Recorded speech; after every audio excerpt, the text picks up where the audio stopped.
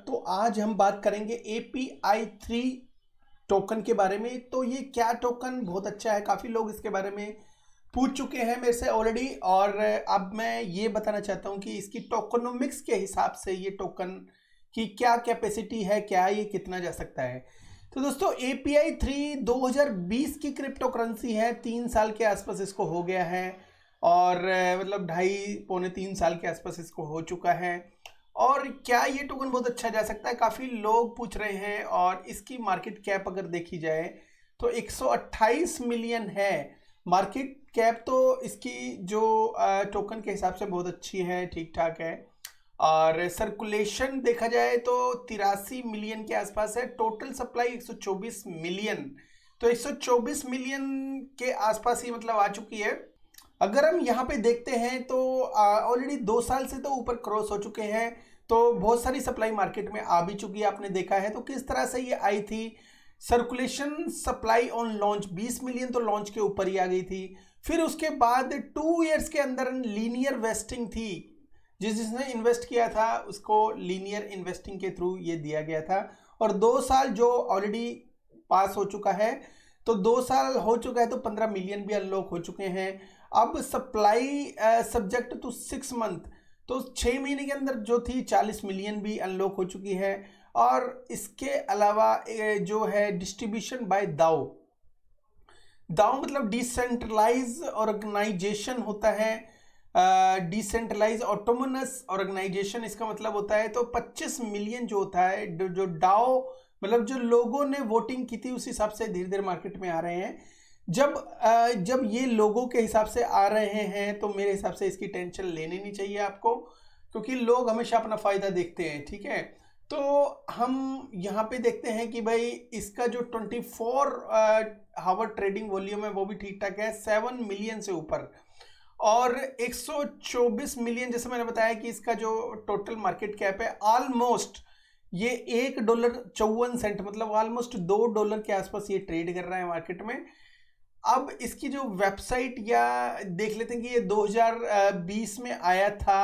अब 2020 में आने के बाद ये इसने जो हैवी पंप लिया था वो लिया था $9 तक गया था। और इसकी जो सप्लाई काफ़ी कम है दोस्तों। अगर इसने अच्छा काम किया फ्यूचर में बहुत अच्छा जा सकता है। लेकिन हाँ, एक चीज़ और है, इथेरियम के ऊपर है। लोग इथेरियम में फीस वगैरह की वजह से कुछ लोग इसमें इन्वेस्टमेंट कम करते हैं।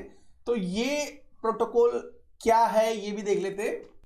जैसे मैंने एक वीडियो बनाया था अनमार्शल का, ये अप्रोक्सीमेटली ये समझ लो कि सेम है, उसके तरह ही काम करता है। एपीआई से रिलेटेड बहुत सारे टोकन मार्केट में अवेलेबल हैं और आने वाले टाइम में आएंगे भी, क्योंकि इनका यूज ही इतना है कि आने वाले टाइम में इनको आने से कोई रोक नहीं सकता, ठीक है। अब ये जो टोकन जो अवेलेबल है कितनी चेन के ऊपर है और ये कितनी चेन को सपोर्ट करता है ये देख लेते हैं। ये इथेरियम को, बीएनबी को, ओपी चेन और ये सारी जो चेन्स हैं मूनबीम से रिलेटेड 1 2 3 4 8 से 10 चेन को ये ऑलरेडी सपोर्ट करता है। अब इसके अंदर क्या क्या इकोसिस्टम होते हैं। ओरेकल एक्सट्रेक्टेबल वैल्यू जो होती है वो ब्लॉकचेन के अंदर होती है। ब्लॉकचेन की एक हिडन फीस होती है जो भी आप पे करते हो ट्रांजैक्शन के, उसके अंदर भी एक हिडन फीस होती है जो $1 बिलियन को टारगेट करती है। तो उसका जो एपीआई के थ्रू उसको जान सकते हैं कि भाई ये कितना ये हो चुका है, फीस वगैरह कितनी जनरेट हो चुकी है।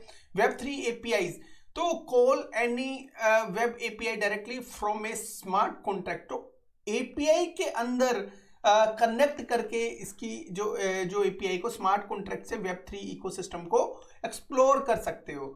API3 अलायंस का मतलब है कि ये जो लार्जेस्ट एसोसिएशंस होती है, बड़ी बड़ी कंपनीज होती है, उसके अंदर APIs 1 2 नहीं बहुत सारी लगती है। उसके लिए भी ये एक बंडल प्रोवाइड करते हैं जिससे वो API का बेनिफिट ले सकें।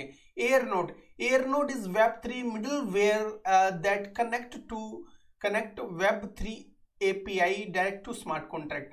एयरनोड है, एक इकोसिस्टम है जो एक लेयर है इसकी, और जिससे जो स्मार्ट कॉन्ट्रैक्ट के साथ डायरेक्ट API कनेक्ट की जा सकती है।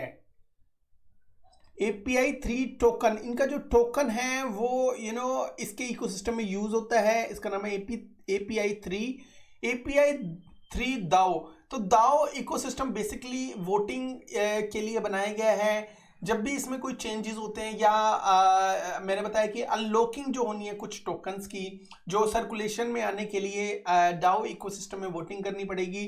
तो ये इकोसिस्टम उस चीज़ के लिए बनाया गया है। API 3 पार्टनर्स, यहाँ पे देख सकते हो काफ़ी सारे पार्टनर है, फैंटम, ग्लिंच, क्लैरियोज, अलायंस ब्लॉक, पॉलीगॉन, स्टीमर्स और चेन API, काफ़ी सारी कंपनी यहाँ पे आई थिंक ऑलमोस्ट 50 के आसपास कंपनियाँ ऑलरेडी होगी यहाँ पे इसको सपोर्ट कर रही है।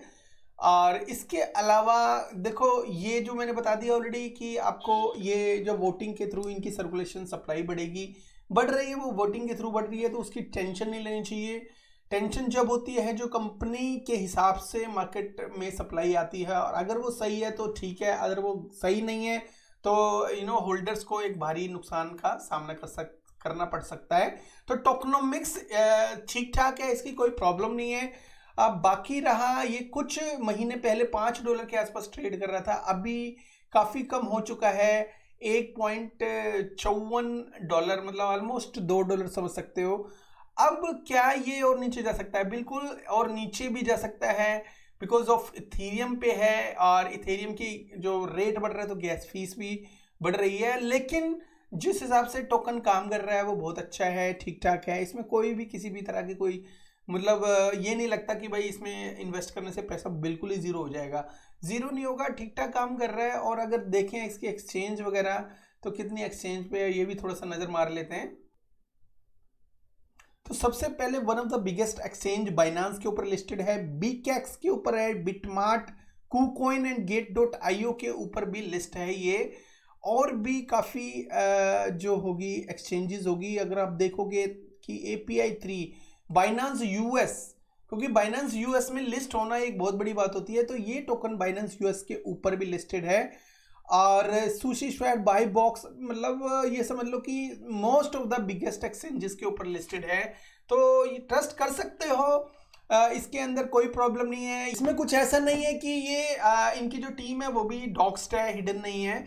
और इसमें ये नहीं है कि मतलब कि कुछ ऐसी चीज़ हो कि यहाँ से डीलिस्ट हो जाए, बिकॉज सर्विस प्रोवाइड कर रहे हैं। सर्विस प्रोवाइडर जो भी होता है उसका एक इनकम सोर्स होता है, इनकम सोर्स के बल पे वो अपने टोकन को सेफ सिक्योरिटी प्रोवाइड कर सकता है और एक्सचेंजेस पे लिस्टेड भी कर सकता है। अगर कोई एडोप्शन नहीं हो रही, अगर उनका एक माइंड जो है पॉजिटिव है अपने क्रिप्टो टोकन को लेके, तो वो बहुत अच्छी चीज़ें फिर भी क्रिएट कर सकते हैं।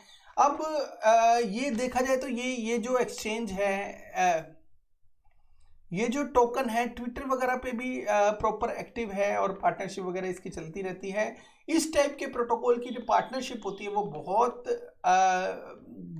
अलग अलग इकोसिस्टम के साथ होनी एक नॉर्मल बात है, बिकॉज ये जो क्रिप्टो है इसका जो यूज होता है नए नए इकोसिस्टम में होता है। Web3 इकोसिस्टम, आने वाले इकोसिस्टम में इसका जो यूज केस वो बहुत अच्छा खासा हो सकता है, क्योंकि जो हमारी इकोनॉमी है क्रिप्टो इकोनॉमी Web 3.0 के लिए जा रही है। बहुत सारे एक्सपेरिमेंट ऑन द वे हैं, चल रहे हैं, और आने वाले टाइम में धीरे धीरे जब अडॉप्शन बढ़ेगा Web 3.0 का, तो API 3 जो है टोकन बहुत अच्छा जा सकता है। उसमें ऐसी कोई बात नहीं है, बिकॉज इसका जो है जो अभी मार्केट कैप इतना ज़्यादा नहीं है, $1 के आसपास या $1.5 के आसपास भी आपको मिलता है, तो कोई कोई वैसी बात नहीं है। बहुत अच्छा टोकन मुझे इकोसिस्टम लग रहा है। बाकी एक बार अपनी रिसर्च जरूर कर लेना, और इसमें टोकनोमिक्स से कोई घबराने वाली बात नहीं है कि भाई टोकनोमिक्स सही नहीं है या कुछ भी है। मानता हूँ कि ये काफ़ी दिनों से नीचे ज़्यादा जा रहा है because of beer market, but ये जो कुछ ऐसे इकोसिस्टम होते हैं जिनका एक यूज़ केस होता है। इसका यूज़ केस क्या है? Staking, governance, payment and discounts. ये डिस्काउंट भी अपने टोकन में देते हैं। जैसे अगर कोई पुराना कस्टमर है या कोई बड़ा ऐसा ऑफर है, तो डिस्काउंट के रूप में भी अपना टोकन यूज करते हैं। तो दोस्तों, जैसे बाइनांस एक्सचेंज ने इसकी एपीआई को यूज किया, तो इसकी एपीआई यूज करने के बदले में इनका अपना टोकन बाइनांस को खरीद के इनको देना पड़ेगा, और वो ये कंपनी वो टोकन और रखेंगी और फिर उसके अपने हिसाब से उसको मैनेज करेगी। तो मतलब ये कहने का इनके प्रोडक्ट के बदले में इनको इनका ही टोकन चाहिए होता है। तो एक अच्छा सा यूज केस है। ऐसे ही अनमार्शल ऐसी बहुत सारी जो क्रिप्टो करेंसी है मार्केट में उनका भी ऐसा यूज केस है। तो एपीआई इससे रिलेटेड जो ये होते हैं, एपीआई वैसे बता दूं मैं क्या होता है। जैसे आप स्क्रीन पे ये देख रहे हैं, अगर आप ये देख रहे हैं कि मार्केट कैप लिखा हुआ है, तो मार्केट कैप पे ये जो कितनी मार्केट कैप है, 1 ट्रिलियन से ऊपर है, ये दिख रहा है ना आपको। तो ये ऐसे ही नहीं दिख रहा होगा, इसके पीछे एपीआई कनेक्ट की गई होगी। मार्केट कैप तो जितनी भी ब्लॉकचेन है और जितना भी मार्केट कैप हुआ है उसके पीछे काफी सारी एपीआई यूज होती है, उसके बाद ये आपको स्क्रीन पे नजर आती है। ऐसे ही एक्सचेंज कितनी है, 722 एक्सचेंज है, तो एपीआई से कनेक्ट की गई है ये सारी एक्सचेंजेस। कॉइन कितने हैं वो इतने हैं, वॉल्यूम कितना है वो इतना है। अगर आपको प्राइस दिख रहा है एपीआई का 1.53 है, तो इसके ऊपर कितना वॉल्यूम है उसके साथ एपीआई कनेक्ट की गई है। तो इस तरह से ये सारी चीजें चलती है। तो एपीआई को समझना बहुत इजी है और एक अच्छा भी है कि भाई आपको इसके बारे में नॉलेज होना बहुत जरूरी है। दोस्तों अब एक प्राइस प्रेडिक्शन कर लेते हैं कि ये टोकन कितना जा सकता है 2025-26 के आसपास। तो 2025-26 के आसपास ही अगर इस टोकन में वहां तक जाते जाते 1 बिलियन के ऊपर इसकी मार्केट कैप आती है, तो यहां से ये 10x ईजी हो सकता है। बिकॉज मार्केट में पहले सप्लाई कम थी और अब काफ़ी ज़्यादा आ चुकी है। तो 10x हम इसका प्राइस प्रेडिक्शन करते हैं यहाँ से। तो 10x मतलब $20 के आसपास कहीं ना कहीं इसका जो प्राइस है वो इजीली जा सकता है। अभी $1-2 के आसपास के उसके बीच में चल रहा है, लेकिन आने वाले टाइम में $20 आराम से जा सकता है। बिकॉज ये इवन बाइनांस के ऊपर भी लिस्टेड है और बाइनांस यूएस के ऊपर भी लिस्टेड है। किसी तरह का कोई इसमें टोकनोमिक्स भी बहुत बढ़िया है। डाओ के अकॉर्डिंग इनकी टोकनोमिक्स आ रही है, तो मेरे हिसाब से ये टोकन बहुत अच्छा कर सकता है। बहुत अच्छा करने का मतलब ये नहीं होता दोस्तों कि ये $100-200 चला जाए, ऐसा कुछ नहीं होता। बट ये होता है कि ये जो टोकन है इसकी टोकनोमिक्स के हिसाब से चलते हैं, काम करते हैं टोकनोमिक्स के साथ, और एडॉप्शन और यूज के सबको चीज़ों को देख के। इसका जो लास्ट टाइम 300-350 के आसपास इसका market cap, high market cap था, लेकिन हम 1 बिलियन लेके चल रहे हैं, 1 बिलियन के आसपास गया है, तो $20 के आसपास इसका प्राइस हो सकता है। तो अगर ये इंफॉर्मेशन आपको अच्छी लगी तो प्लीज लाइक एंड सब्सक्राइब करने में बिल्कुल कमी मत करिएगा। Thank you very much, have a good one, take care and bye bye friend.